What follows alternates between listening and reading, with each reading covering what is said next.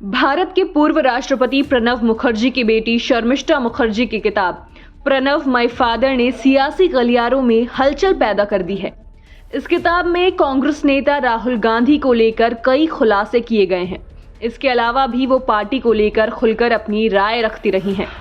एक साक्षात्कार के दौरान उन्होंने कहा कि कांग्रेस नेतृत्व को अपने विचार रखने वाले लोग पसंद नहीं हैं। खास बात है कि शर्मिष्ठा लंबे समय से सक्रिय राजनीति से दूर हैं। अब वो कांग्रेस से हुए मोहभंग पर भी खुलकर बात कर रही हैं।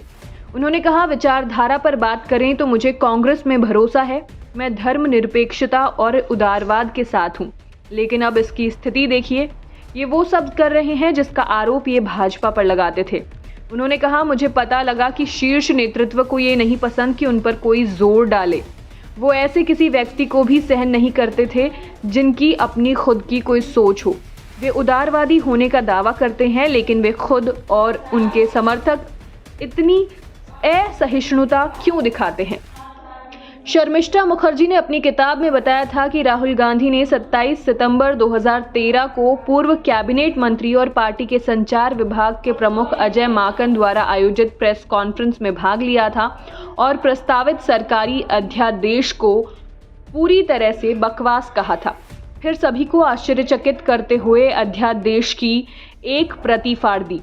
उन्होंने अपनी किताब में इस बात का भी जिक्र किया कि उनके पिता ने उन्हें यह भी बताया था कि शायद राजनीति राहुल के लिए नहीं बनी है और उनकी राजनीतिक समझ की कमी उनके लगातार गायब रहने के अलावा एक समस्या पैदा कर रही है।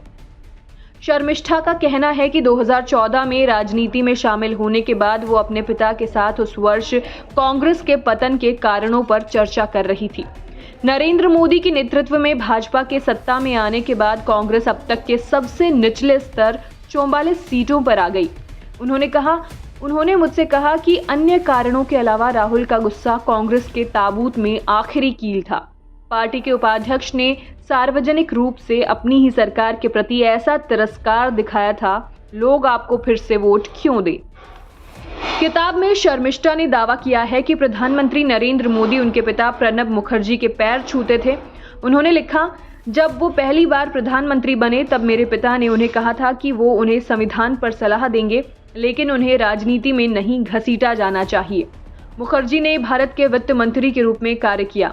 वो विदेश, रक्षा, वित्त और वाणिज्य मंत्री बने। वो भारत के 13वें राष्ट्रपति यानी 2012 से 2017 तक 13वें राष्ट्रपति थे। प्रणब मुखर्जी का 31 अगस्त 2020 को 84 वर्ष की आयु में निधन हो गया था। The PM India never had शीर्षक वाले अध्याय में शर्मिष्ठा ये भी लिखती हैं कि प्रधानमंत्री पद की दौड़ से हटने के सोनिया गांधी के फैसले के बाद मीडिया और राजनीतिक गलियारों में तेज अटकलें थी। इस पद के लिए प्रबल दावेदारों के रूप में डॉक्टर मनमोहन सिंह और प्रणब के नामों पर चर्चा हो रही थी। उनका कहना है, मुझे कुछ दिनों तक बाबा से मिलने का मौका नहीं मिला क्योंकि वो बहुत व्यस्त थे, लेकिन मैंने उनसे फ़ोन पर बात की। मैंने उनसे उत्साहित होकर पूछा कि क्या वो प्रधानमंत्री बनने जा रहे हैं। उनका दो टूक जवाब था, नहीं, वो मुझे प्रधानमंत्री नहीं बनाएंगी, प्रधानमंत्री मनमोहन सिंह होंगे।